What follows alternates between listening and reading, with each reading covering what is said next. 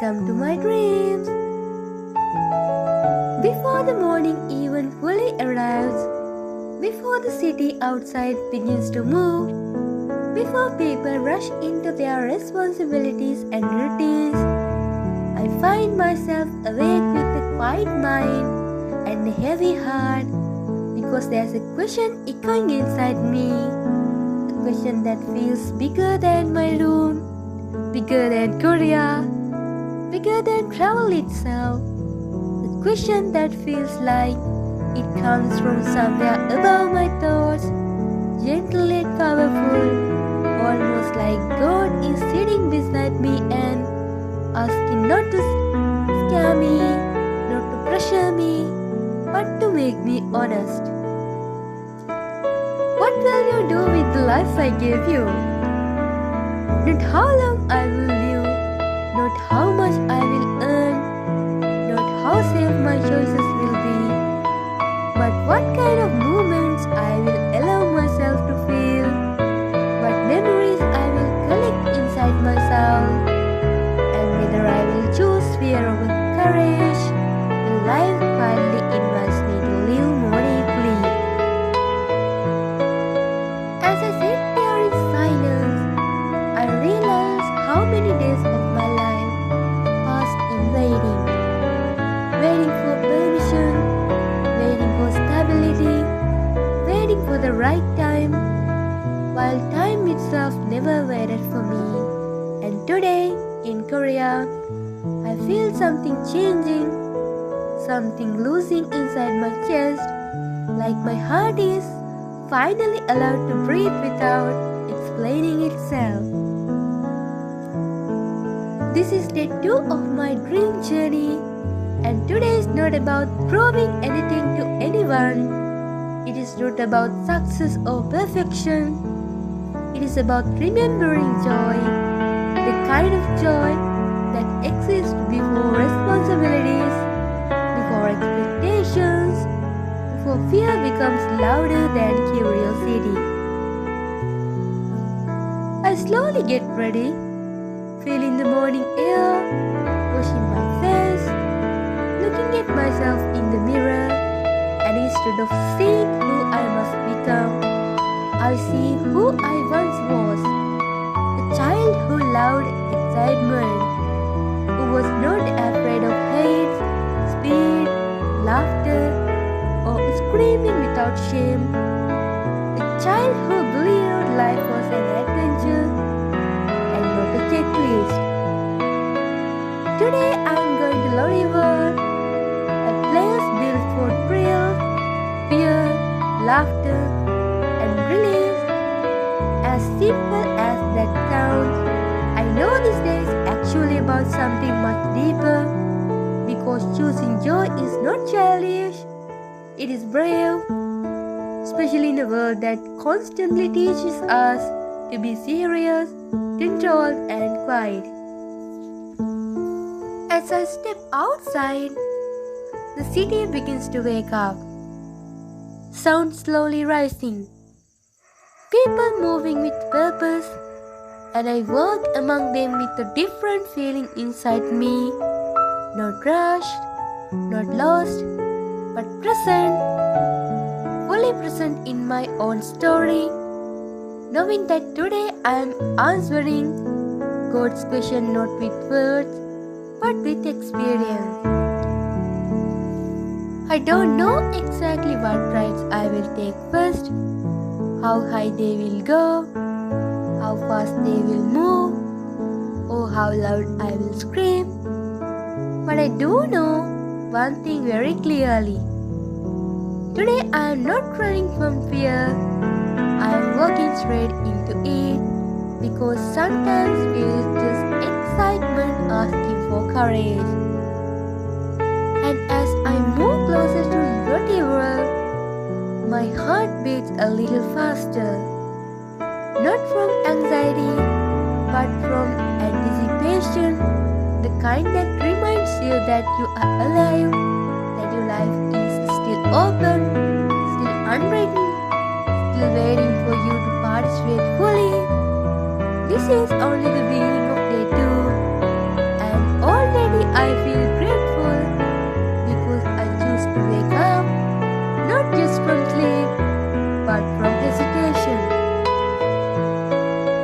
I step closer to the entrance of Lotte World.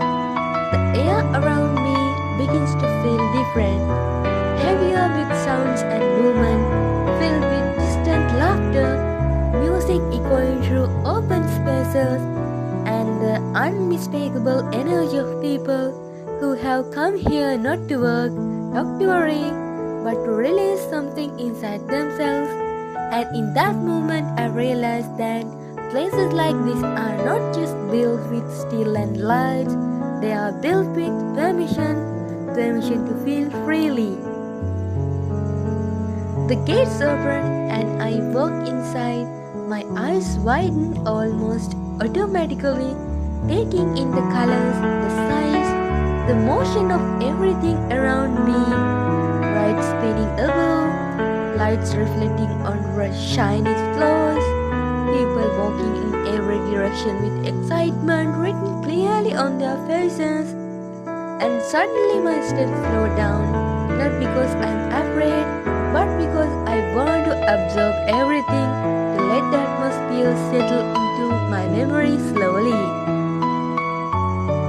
I hear screams from a distance, sharp at first and then followed by laughter, and something inside my chest responds instantly, a mix of fear and curiosity rising together, reminding me of a truth I often forget.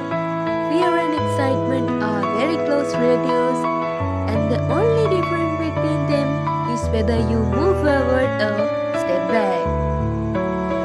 I walk deeper inside, passing food stalls, game booths, bright signs, and moving crowds, and with every step my heart beats a little faster, not from panic, but from awareness, because I can already see the big ride standing tall, unmoving yet powerful, like challengers waiting patiently for someone brave enough to approach them.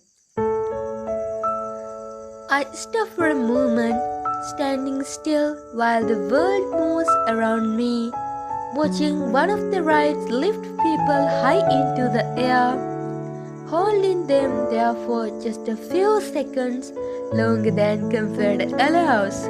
And I imagine myself there, suspended between fear and freedom, and my mind starts speaking softly, asking if I am really ready, if I really want to feel that drop, that loss of control, that surrender.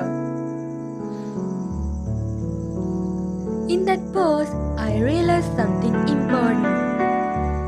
This moment feels exactly like life. Standing in front of something uncertain, knowing it might scare you, knowing it might change you, and deciding whether you will let fear decide for you or whether you will choose courage without guarantees. I take a deep breath, feeling my body, my thoughts, my surroundings, and I remind myself that I didn't come all this way to observe life from the side. I came to experience it fully, even if my hands shake a little, even if my heart races faster than usual. Slowly, I begin to walk toward the first ride, each step feeling heavier and more meaningful, like every footstep is a small promise to myself. A promise that today I will not turn away. That today I will trust the process, trust the movement, and trust that fear will not break me. It will only open something inside me. The ride stand there, tall and loud, its mechanical sounds mixing with the screams and laughter of the people already riding it. And as I stand in line, waiting, surrounded by strangers who are about to share the same fear and excitement, I feel strangely connected to everyone around me. Because in this line, We are all equal, all human, all vulnerable, all choosing to let go together. Time feels slower while waiting, my thoughts moving back and forth, my body preparing itself, my senses sharper than usual. And I realize that sometimes the waiting is the hardest part. Not the fall itself, not the speed, but the moment before when your mind still has time to doubt. As the line moves forward, I can feel it now. The point of no return is getting closer, and instead of fighting the fear, I let it exist, because fear is not a sign that I should stop. It's a sign that something meaningful is about to happen. And when I finally step closer to the ride's entrance, hearing the safety instructions, watching the previous riders come back with wide eyes and shaking legs, some laughing, some silent, I smile quietly, because I know that whatever happens next, I have already won something today. I showed up.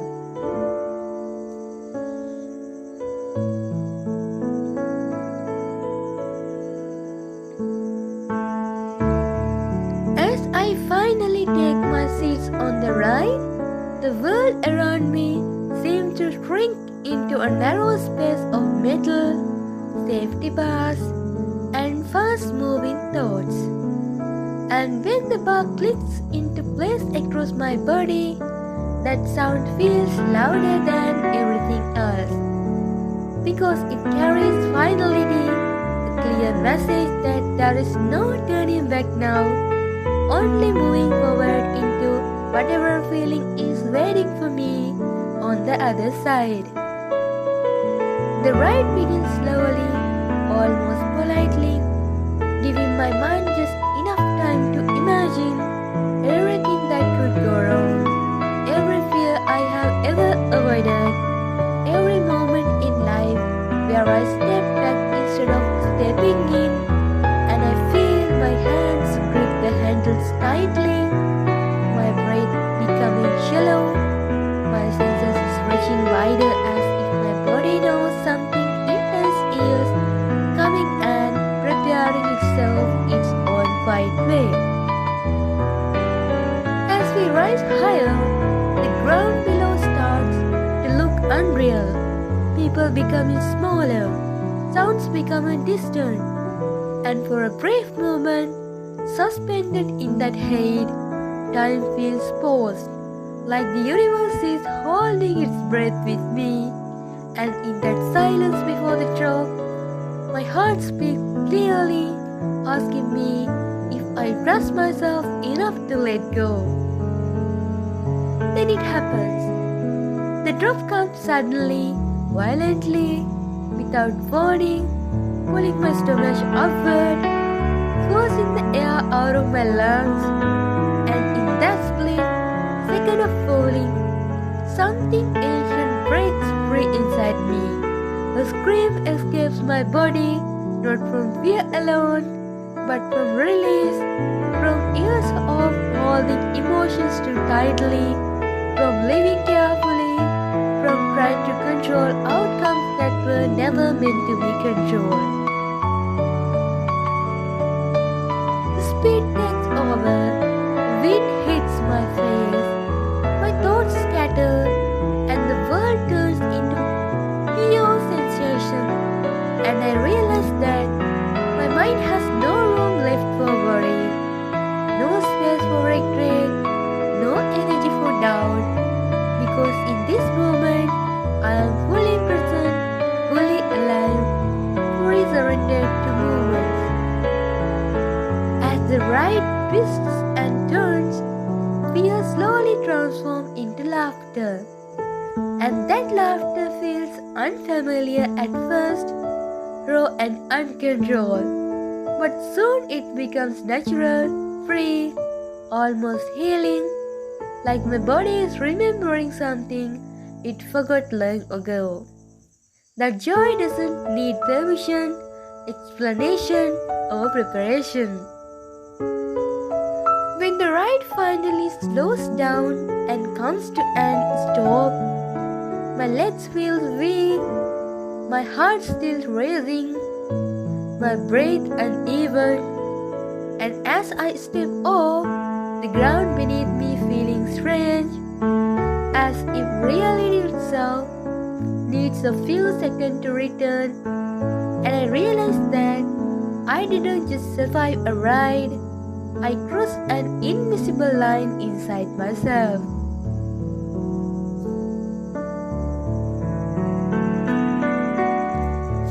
I stand there for a moment, watching other people step off with similar expressions, wide eyes, shaky smiles, quiet laughter, and in those shared looks, I feel connected to strangers in a way words cannot explain. Because we all faced something together and came out changed, even if only slightly. I walk away slowly, still feeling the echo of motion inside my body, and with each step, a quiet confidence begins to rise. Not loud or arrogant, but calm and steady, reminding me that courage is not the absence of fear, it is the decision to move despite it. As I move toward the next ride, the fear is still there, but it no longer feels like an enemy, it feels like a champion. A signal that I am choosing growth over comfort, experience over avoidance, and life over hesitation. Ride after ride, the patterns repeat itself. Fear at the beginning, surrender in the middle, joy at the end. And with each repetition, something inside me loosens further, layers peeling away, expectations dissolving, and I begin to understand that life itself works the same way, testing us, shaking us, asking us, trust the process even when we don't fully understand it. Between rides, I pause to sit, letting my body rest, listening to the sounds around me, the music, the laughter, the distant screams, and I smile softly because today I am not chasing success or approval, I am chasing presence, and for the first time in a long while, I feel like I am truly here.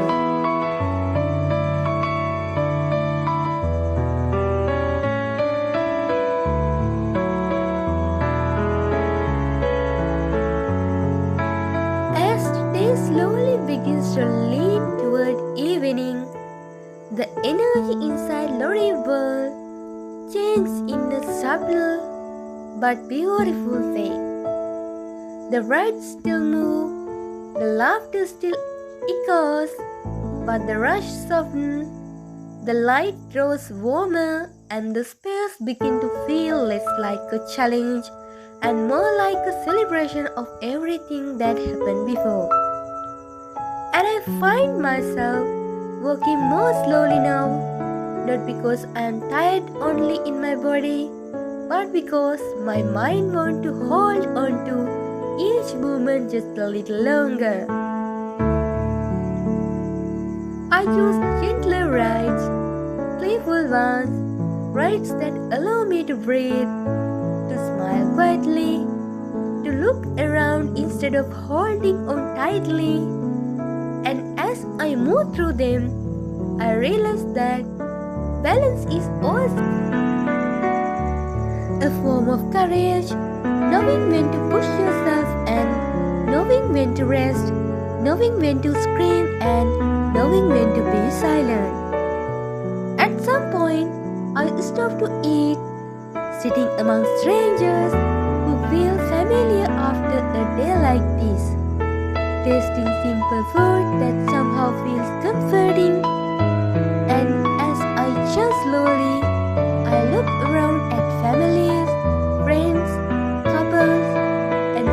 travelers like me, and I understand that everyone here carries their own fears, their own stories, their own reasons for choosing joy today, even if they never speak them out loud. When night fully arrives, Lotte world transforms again, lights glowing brighter against the darkness, reflections dancing on surfaces, music floating softly through the air, and I walk through it all with a calm heart, feeling grateful not just for the fun, but for the reminder that life is allowed to be light, playful, and full of wonder, even when the world outside feels heavy. I stop for a moment, standing still, letting the sounds fade into the background, and once again, that question returns to me. The same question that woke me up in the morning, the same question that followed me through every ride, every scream, every laugh. What will you do with the life I gave you? And in this moment, I realized that I don't need a perfect answer. I don't need a grand speech, because today itself was the answer. Choosing to feel, choosing to face fear, choosing joy without apology, choosing to live actively instead of observing from a distance. As I slowly make my way toward the exit, my legs tired, my body relaxed, my heart full, I feel a quiet promise forming inside me. A promise that this life will not be postponed, that dreams will not be left vague and undefined, that I will continue to plan them carefully and live them courageously even when fear tries to speak louder. Outside, the night air feels cool against my skin. The city lights stretch endlessly, and I take one last look back before walking away, not with sadness but with gratitude, because I know that today gave me something real, something lasting, something I will carry forward into every next day of this journey. Day 2 ends here, not with exhaustion, but with fulfillment, not with escape, but with clarity. And as I walk back into the night, I feel ready for whatever comes next, knowing that this journey is not just about traveling through countries, but about traveling deeper into myself. And this was day 2, and tomorrow the story continues.